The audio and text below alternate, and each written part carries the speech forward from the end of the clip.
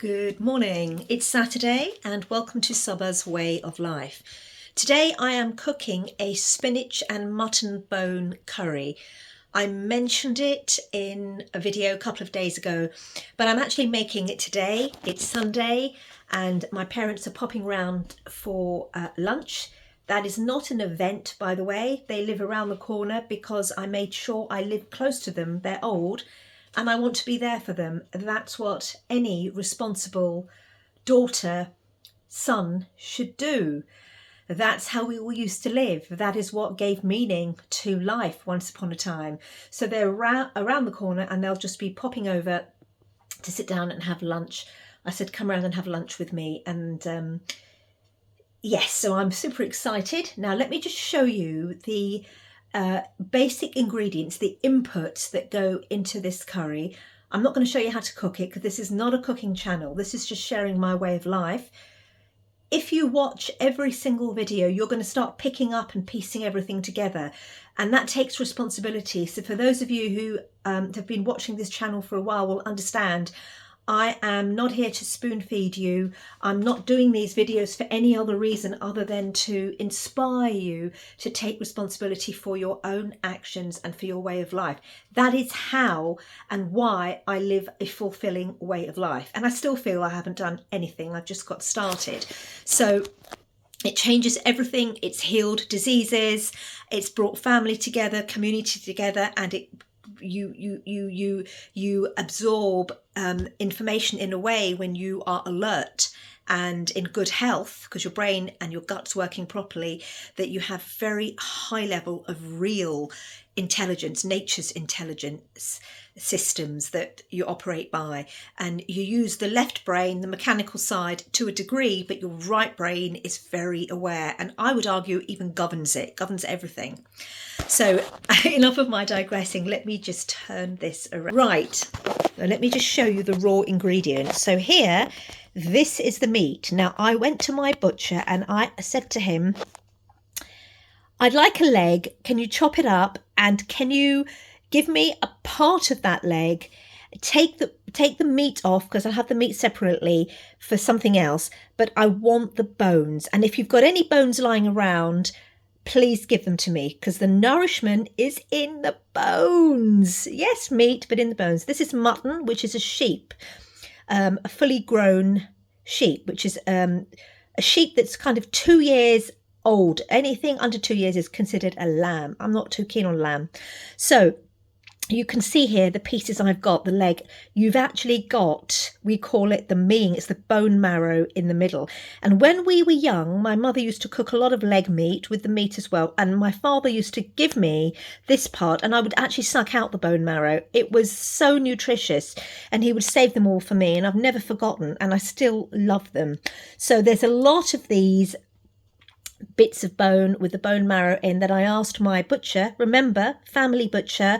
I've actually shot a video about this before, so go back and have a look at it. And the idea behind this curry is that all the flavour is going to come from the spinach. So I don't need a whole load of meat per se, but I do want the bones, because I understand the importance of the ingredients and the nutritional value of bones. Do your own research. You know, you've got your glycine and all the other stuff. Do your own research. It was chicken bone broth that was the nutritional factor part of the entire healing of my Crohn's disease. It wasn't just chicken bone broth, it was just part of the input that helped to heal my Crohn's disease. So and it works for me. May not work for everyone, but it works for a lot of people, and it definitely worked for me and continues to. Now let me go back and share the spices that I'm putting in. Right, so over here in this particular curry, I've got garlic, and I've crushed fresh garlic. I've got ginger, which I've chopped up into small pieces. I've got cumin. This is fresh cumin. And I've got a little bit of onion. I don't need this much onion because a spinach curry doesn't need too much onion. You're not making a huge gravy with it. And over here, I've got the all-important spices. So over here, I've got crushed coriander. important to bear in mind that I don't buy ground coriander. I buy the whole ingredients and I crush them and grind them myself. Over here I've got chili powder. Over here I've got roasted ground cumin. Over here I've got some more dried ginger, because dried ginger has a much more potent flavour, as does dried garlic, but I don't have dried garlic today, I've just used fresh. And I've got the all-important haldi, which is the turmeric. Very, very important, the curcumin element of that in there. And these are spices that are generally used in most curries. There's some Himalayan rock salt there. Okay, and now the salt I might even add more later or leave that till last. Those are the main ingredients in this spinach curry. Now if I move over here, I'll show you that I'm going to be using a cast iron saucepan, a heavy one. You don't have to have that, but I've got this. My mum gave this to me, and you can put the curry on a very heat and it cooks beautifully in a cast iron pan on a very low heat. It kind of holds the heat and the flavour. It's just something completely different. Now let me go to the spinach. So I've just picked this from the garden. This is last year's spinach plant that was left. And I don't know, I'm not sure whether this is a perennial spinach. I think it might be, I'm not sure. It's got these pointed leaves. But anyway, it survived the winter, and I've washed and picked as many as I could. I've also got coriander. This coriander was stuck in the fridge and hadn't been used, but I washed it, got rid of all the old dead leaves, kept most of it. I also have coriander from my freezer. I don't throw anything. Oh, on the note of digression, I've talked about this in previous videos. We, as a family, have been raised not to throw food ever, to respect food. And my mother is the one in the house that will eat all the leftovers. She will not throw anything away. And I am sure that understanding of respect for what we eat and the effort and energy in cooking it has put them in the position they're in today at their age, where they're still alive and they have a strong family bond around them. I think it's gone a long way towards that, and they've never had any issues with money because they respect money's energy and they respect it. So the universal energy respects them back. There's a very, very important science here. This is not woo-woo. Going back to what I said earlier in this video about the right brain and the inner tuition and how it communes with, you could call it God, with the mind behind the universe. Something for another day. So let me go back. Throw anything away. So when there's coriander left over, I just freeze it. Now I can use it in the curry. So you've got a nice big bunch of coriander, you've got the spinach, and then I've even got leaves here, which I've kind of mixed in. Here they are. These are fenugreek leaves. I grew them, not that one. These are fenugreek leaves. Methi, we call it in Urdu or Hindi, right? But I also use dry fenugreek because it is more potent. And in here, even though this says organic thyme, it's not. I've just kept the tin. I've got methi, which I grew and dried in the sun last year. And I've also got some bought dried methi, which I don't trust that much because I like to do everything myself. But I'm going to finish that off. So with these three things, the spinach and the methi, which is the fenugreek, and the coriander together, and you get a lovely flavoursome curry. There is another ingredient that my mother will put in. I don't have any with me, and it's soya, which we call, it's not soy, it's dill. And dill leaves give a really lovely earthy flavour to a spinach curry, but I don't have any with me. It doesn't matter. I should grow some actually. It's not the end of the world, and it will still taste pretty amazing. Okay, and now I'm going to set about putting it all together, and that's something you can go on YouTube and check how you make a spinach curry, and you can work it out for yourself. It doesn't have to be perfect. You fry the onions. I use ghee, homemade ghee, my own ghee. I'll just show you what that looks like. It's actually in here. Whoops, let me just try and open it for you. Proper amateur video. There you go. And this is one that I made earlier. So I buy lots of butter, and then I make a big batch of ghee, share it with the family if they need it, and cook in that. It's that's another video for another day on how I make ghee. There are hundreds, thousands of videos on YouTube that show you how to prepare clarified butter.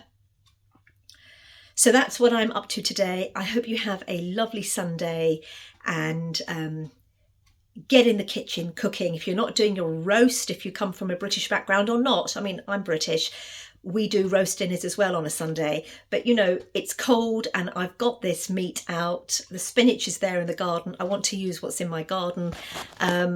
Arguably I could use my own chicken in my garden and do a lovely roast, but they're not really meat chickens, they're egg laying chickens. For those of you who've trying to gain some knowledge on them, not all chickens are created equal. Some are better for laying eggs and others are better for eating, and they don't lay so many eggs. Oh, on the subject of chickens, I've got 10 minutes. My hen yesterday that wasn't feeling too well, I actually want to show you something this morning. She's back in the coop, but I want to show you something. This is the empty cage I had, which I do need to clean out. But this is the thing that I noticed, and I don't know if you are figuring it out. Look, this is her poop this morning, and the poop has formed into a proper chicken poop stool. Whereas yesterday, if you were to go back to that video and have a look inside the chicken cage, you'd see it was all a splash of kind of chicken diarrhea. And that was very telling that she wasn't well, and it was a little bit smelly, which it shouldn't be, to be honest. But this morning, you know, she had some garlic water. I gave her a little bit of egg, gave her a little bit of cereal, tiny bit, and she was much perkier. But it was the stool that told me straight away that her gut is probably working a lot better. So she's back in the coop. I will keep monitoring her. I observe. Observation is very important. And then I can gauge, again, it's like a system. I can then gauge, what do I need to change? Do I need to put anything, bring her back in tonight, leave her back out, change what she eats, how's she getting on with the other hens, that kind of thing. It's not just a quick fix, give her that and she's fixed. No, you're constantly watching. See, this lesson I'm giving you here is applicable to everything in life. Absolutely everything. I may have to adjust her healing plan depending on how she does today, but I'm observing, I'm aware, and I know she's healing because I can see things that, like her poop is doing, is sound. So she's clearly, her gut is feeling better, but she may not be out of the woods. That's how you do it. And many chickens who have vent gleat, the owners don't understand. They go onto some silly YouTube site that says ABC, and their chickens end up dying. And I've had 2 hens that died because I just didn't know what I was doing until I realised, take matters in your own hands, which I always do, but with something new you don't, do you? You kind of trust someone else. But the minute you start the research and then start thinking for yourself, and you have the ability to trust yourself, that comes from your own health. The way you think is dependent on your own health and your own inputs that you put into your body, not just food, but everything, your environment, the people around you, everything. Then you will be able to take charge of your own life and the people around you, and your hens and your dogs and your cats and your children and your community. That's real freedom, and that's real power, and that's what we need to get back, and we will, in society and in the world in general. Have a lovely day.